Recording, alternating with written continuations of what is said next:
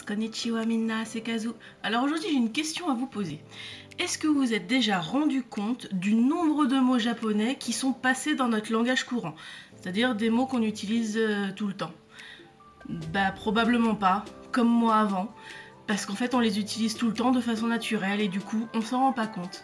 Donc aujourd'hui je vous propose de découvrir, ou plutôt de redécouvrir avec moi, 30 mots japonais qui sont passés dans notre langage courant.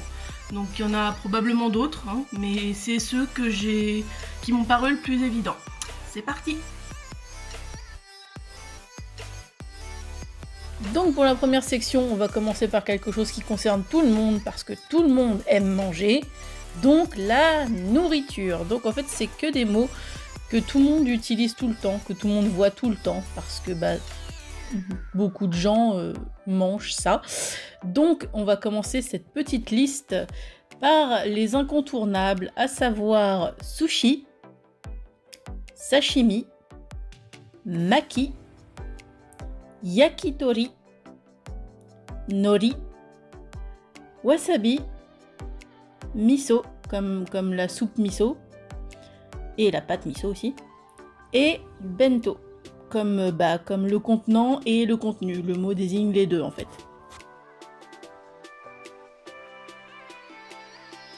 Dans la deuxième section, donc c'est la section sport, donc ça concerne principalement les sports de combat.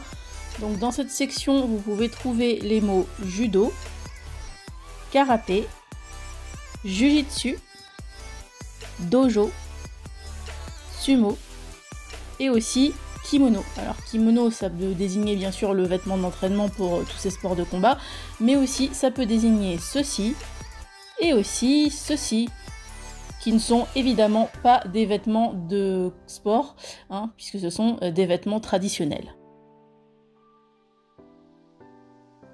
Donc la troisième partie concerne les loisirs, donc on va parler principalement de culture entre guillemets geek, puisque la majeure partie des mots concerne le domaine des mangas.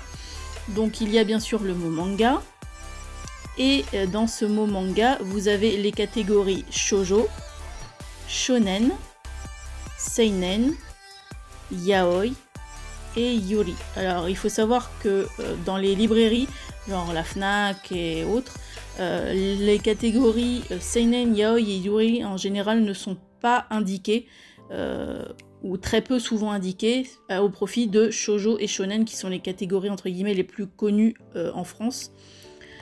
Ensuite, sinon, vous avez le mot drama. Alors, les dramas, c'est un terme générique, hein, puis c'est un peu un pléonasme, parce qu'un drama, c'est en général un truc dramatique.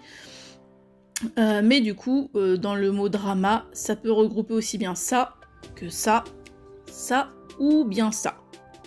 Et enfin, on finit avec le mot karaoké.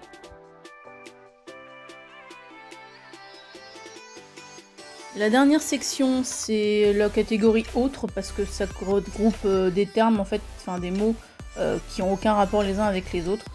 Donc nous avons le gachapon. Alors le gachapon, vous le connaissez très bien, c'est ces espèces de petites tirettes qu'on trouve dans les supermarchés qui, contre une somme exorbitante, vous permettent d'avoir un bidule quelconque qui n'a absolument pas le moindre intérêt. Bah voilà, gachapon, c'est ça, et en fait ça vient juste de deux onomatopées japonaise, qui est gacha, qui est le bruit de la manivelle qu'on tourne, et pon, qui est le nom de le bruit de la capsule qui tombe.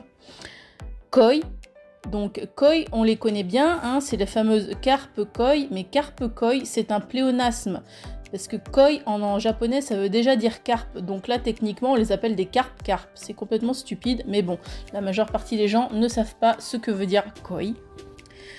Ensuite nous avons kigurumi. Alors je fais mes plus magnifiques accents français en prononçant ces mots, ça me perturbe. Donc les kigurumi, ce sont ces espèces de pyjamas en peluche qui représentent un peu tout et n'importe quoi, des personnages d'animés, des animaux, un peu tout et n'importe quoi, et qu'on retrouve principalement dans les conventions, hein, surtout à la Japan Expo. Ensuite nous avons washi, comme le washi tape que les créatrices et scrapbookeuses connaissent bien, donc c'est cette espèce de scotch adhésif en papier décoré, mais il faut savoir que le washi au Japon c'est un papier effectivement, mais c'est le papier qui sert pour les fameuses cloisons dans les maisons japonaises. Ensuite nous avons les fameux samouraïs. Bon bah le samouraï je crois que j'ai pas besoin d'expliquer, hein, tout le monde connaît à peu près au moins de visu ce que c'est. Ensuite, nous avons le fameux mot kawaii, qui est utilisé à grosso modo toutes les sauces, qui veut juste dire mignon, même si c'était pas le sens original, sauf que j'ai plus en tête le sens original. Si je retrouve, je vous le mettrai quelque part. Nous avons aussi le mot harakiri. Alors harakiri, ça se dit plus trop maintenant, mais à une époque ça se disait. Et harakiri, en fait, c'est le pendant du seppuku. Sauf que harakiri, c'était pour les personnes qui n'étaient pas nobles, et seppuku c'était pour les nobles apparemment. Et ensuite, alors ce mot-là, je suis pas très sûre, mais yamakasi, ce qui désigne les espèces de cascadeurs amateurs qui sautent d'immeuble en immeuble dans les villes. Voilà. Et j'espère qu'elle vous aura plu, qu'elle vous aura appris des choses, que vous aurez redécouvert des mots que vous utilisiez certainement sans vous en rendre compte, comme c'était mon cas. Je vous dis à la prochaine pour la prochaine vidéo. Pensez à partager la vidéo, à la liker et à activer la cloche de notification pour ne pas louper les prochaines. Ciao ciao!